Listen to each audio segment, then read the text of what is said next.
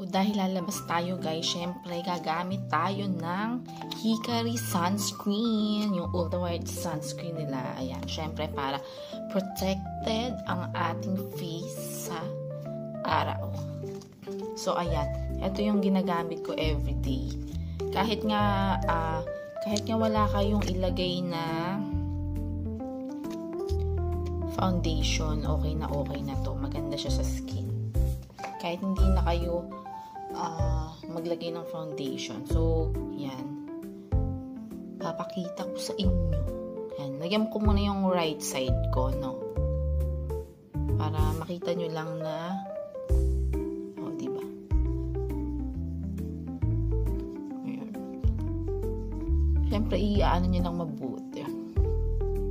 Ayan, ang bango nito.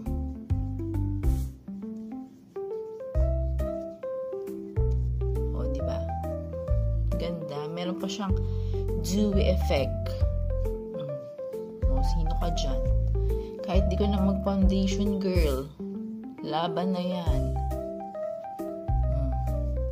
Diba? Ganda. Tingnan nyo naman yung face ko. Ayan. Tingnan nyo yung meron. Eyes ko lang. So, ayan. Ayan yung nilagyan ko. Diba? Ganda, be. Tapos, ito yung wala. Tingnan niyo naman yung pagkakaiba, be. Kahit hindi ka na mag-foundation, pak na yan. So, ayan. Ito siya, guys. Ito yung trending na sunscreen.